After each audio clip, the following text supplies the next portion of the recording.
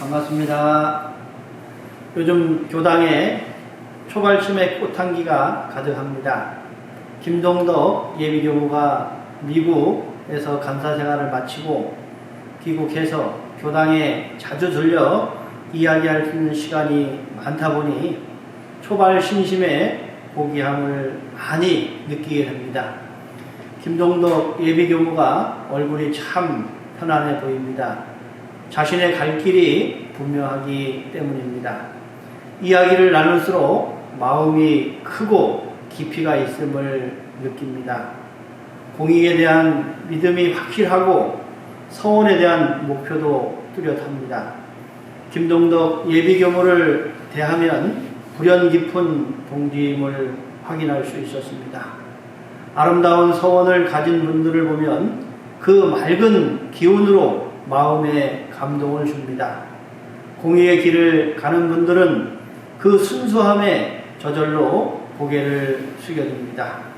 우리들의 본 마음은 아름다운 서원과 공익의 길이 자신의 길이라는 것을 알고 있기 때문입니다. 성불제 중의 서원과 공익의 일을 위해 성직의 길을 서원한 김동덕 예비교무에게 감사의 마음을 보냅니다. 향기나는 공부인으로서 많은 감동과 희망을 주는 전무출신이 되기를 기도합니다. 공익의 살림은 모든 사물을 귀하게 여깁니다. 천왕천변에 눈이 오면 눈가래를 이용해서 길을 내주시는 분이 계십니다.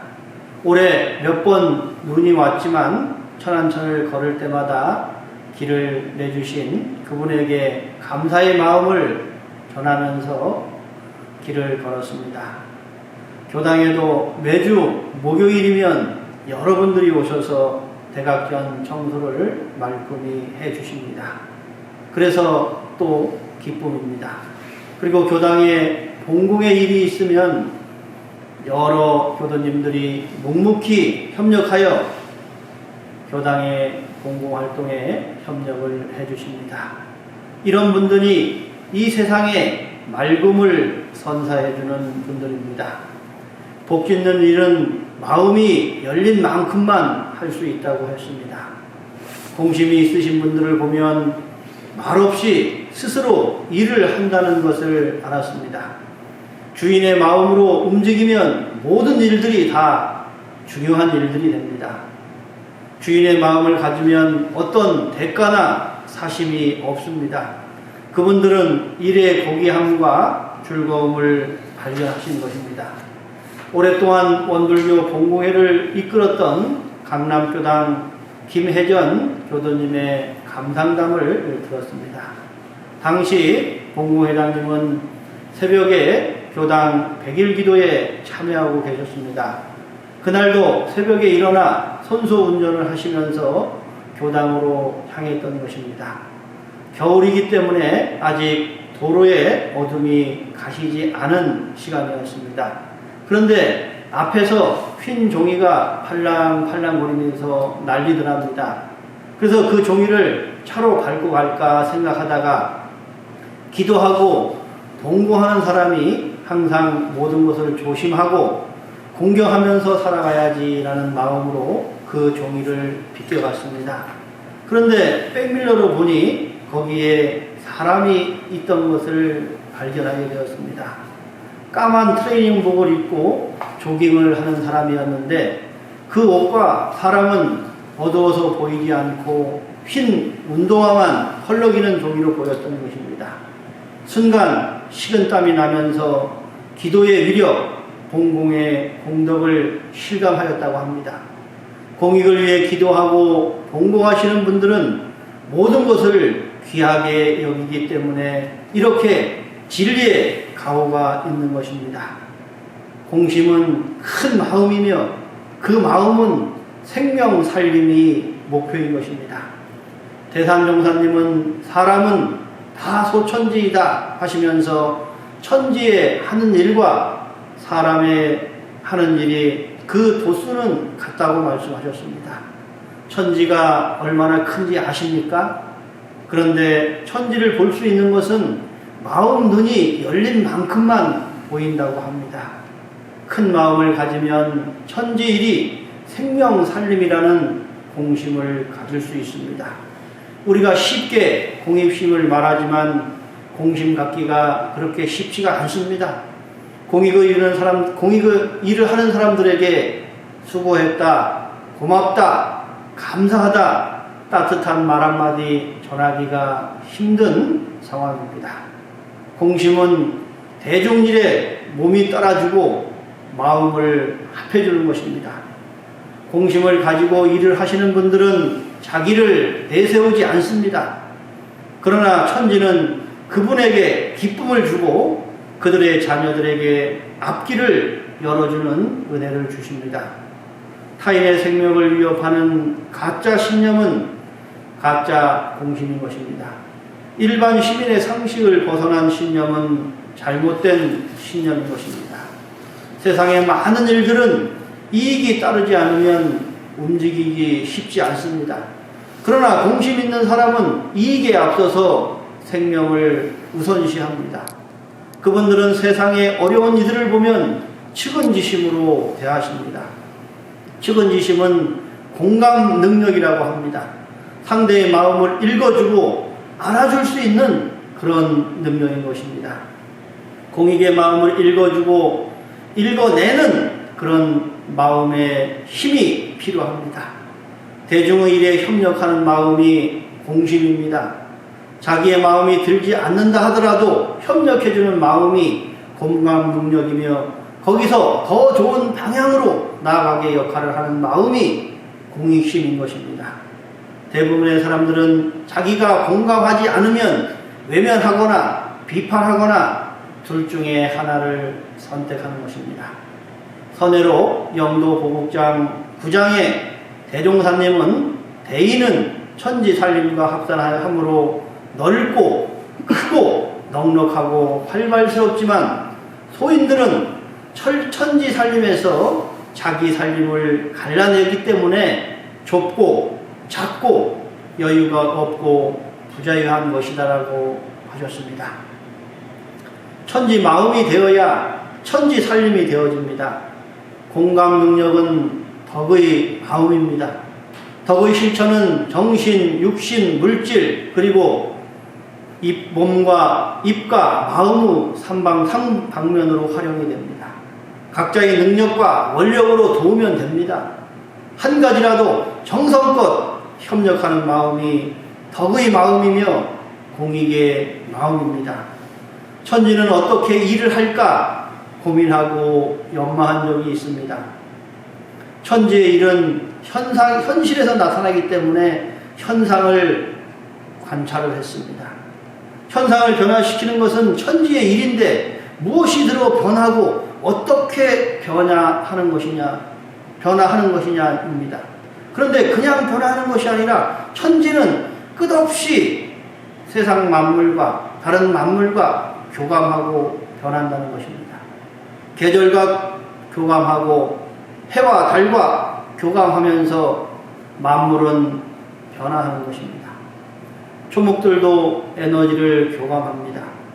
이 모든 것들은 다 인과의 생활이라고 할 수 있습니다. 만물은 자기 살림을 하면서 모든 생명과의 교감을 하고 있습니다. 그 초목 곤충도 함부로 꺾고 살생하지 말라는 대종사님의 말씀의 의도가 조금씩 알아지는 그러한 관찰이었습니다.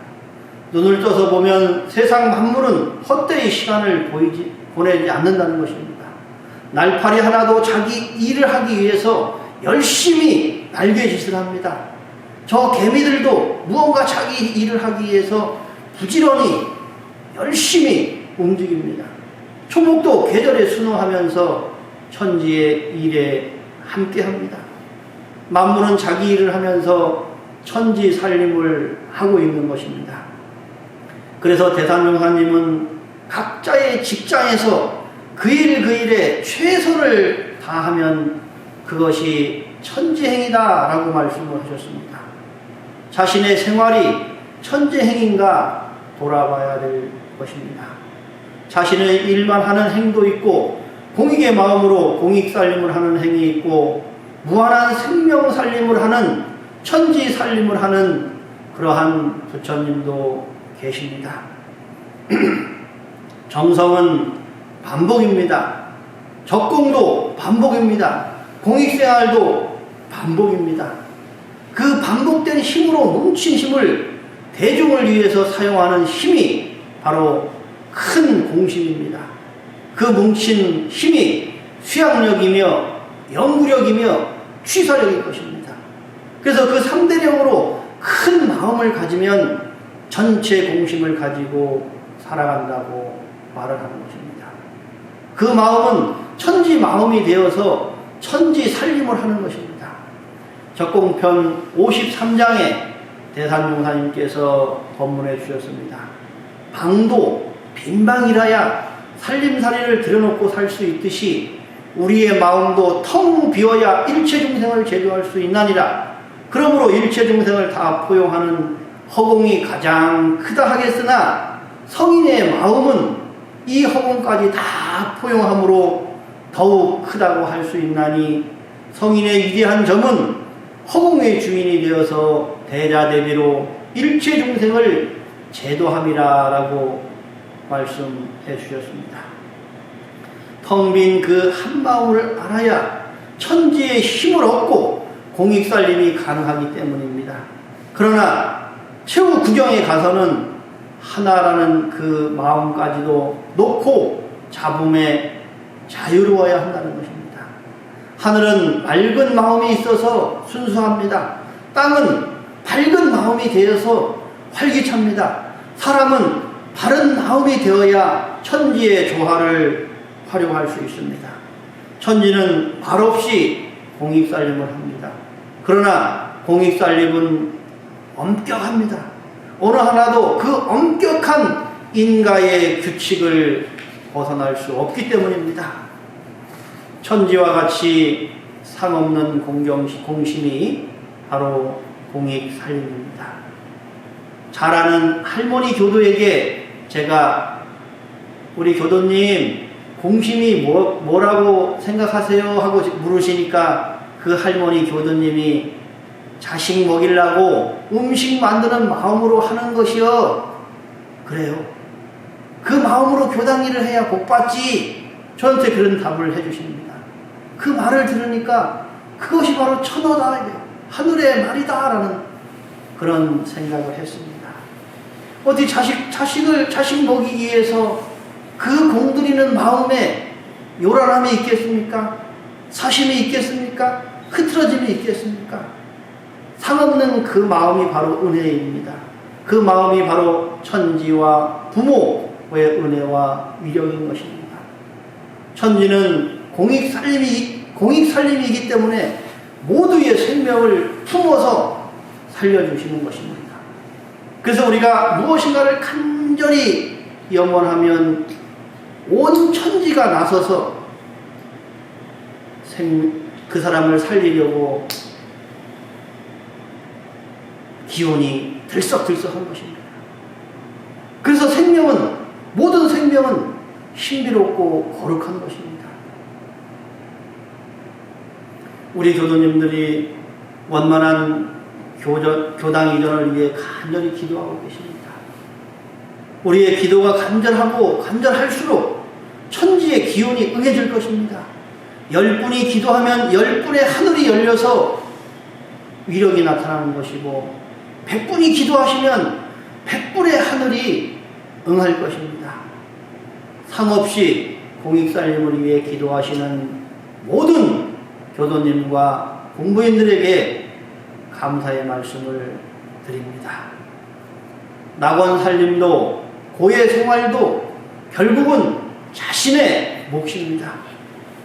마음이라는 것은 아주 예민한 센서와 같다고 합니다. 경계에 따라서 아주 미세한 것도 감정과 생각으로 작동하여 마음이 그때 반응하게 합니다. 그 센서의 작동을 낙원 마음에 공익생활에 초점을 맞춰놔야 합니다. 사람은 생각으로 자기의 삶을 살아갑니다. 매일 낙원 마음으로 웃음을 지으며 살아가는 사람도 있고 매일 고해에 붙잡혀서 살아가는 사람도 많이 보아왔습니다.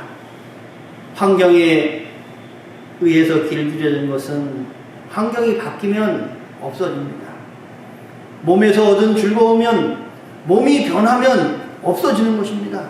그러나 마음으로 깨친 것은 변함이 없는 것입니다. 마음이 요란해지면 요란함을 키우지 말고 그 요란함이 어디에서 왔는가 그 요란함의 그 원인을 찾아야만이 마음이 고요해집니다. 고요한 마음을 순수한 마음이라고 합니다. 마음속에 사사로운 욕심이 없는 마음이 순수한 마음입니다. 우리가 경계를 찾고 또 찾는 공부를 하다 보면 어느 순간에 마음이 밝아지는 것을 경험합니다. 유치원을 경영하는 선배 교무님이 아이들에게 너희들은 어떨 때 행복하냐라고 하는 그런 질문을 했다고 합니다. 그런데 놀랍게 아이들이 마음이 편안할 때 행복해요 라고 하는 대답을 했다고 합니다. 우리 교도님들, 아이들의 그 대답이 너무 대단하지 않습니까? 그래서 대종사님은 그 아이들을 보고 저들이 바로 하늘 사람이다 라고 한 것입니다. 하늘 마음을 갖고 있기 때문에 그들은 그렇게 대답할 수 있고 그런 마음을 가졌던 것입니다. 내 마음이 평안함을 원하듯이 남에게도 늘 평안함을 주어야 합니다. 평소에 긍정의 생각을 가져야 마음 센서가 고요하고 평안하게 작동합니다. 감사의 마음은 맑은 에너지이기에 고요함과 평안함을 가지게 합니다. 원망의 생각은 탁한 에너지이기에 생각이 흔들리고 불안의 마음을 파도치게 합니다. 우리의 생각과 습관은 업을 형성합니다. 습관과 생각이 자기 자신이라고 착각을 합니다. 보통은 그렇게 알고 살아갑니다. 그러나 그 습관과 생각은 인연 따라서 있어지는 것이기에 조건이 바뀌면 허망해질 수가 있습니다. 불안해하거나 조급해하면 마음의 센서가 예민해져서 습관에 젖어서 어떻게 했는지 모르게 됩니다. 그래서 자신도 모르게 고해 살림을 반복하게 되는 것입니다. 그래서 멈추고 살피고 감사의 마음으로 천지의 생기와 활기를 얻어서 낙원 살림이 되어야 합니다. 천지의 숨결은 만물에게 생명력을 주십니다. 천지의 손길은 밤낮으로 생명을 따뜻하게 보호해 주십니다. 천지의 걸음은 사계절을 통해서 생명의 변화와 성장을 도와주십니다. 천지의 일은 오직 생명 살림인 공익 살림인 것입니다. 우리의 몸과 생명력은 바로 천지의 일부입니다. 그래서 우리는 피언자임을 철저히 깨달아서, 피언자라는 것은 은혜를 입고 산다라고 하는 것을 철저히 깨닫는다는 것입니다. 그래서 피언자라는 것을 철저히 깨달아서 보온행을 해야 됩니다. 그래서 대종사님께서 사은보온과 사막병진이 바로 천지행이다. 그 천지행은 바로 공익 살림인 것입니다. 그래서 우리 모든 교도님들 다 천지 살림과 합산하여 마음을 넓고 크고 넉넉하고 활발하게 만들어서 천지의 손길이 되어서 공익살림을 이어가는 공부인으로 살아가길 기원합니다. 오랜 기간 동안 법회를 보지 못했습니다. 이제 2월부터는 2부 법회를 통해서라도 법회를 보려고 합니다. 우리 교도님 소중한 마음 그대로 간직하시고 건강한 모습으로 2월에 또 뵙도록 하겠습니다. 감사합니다.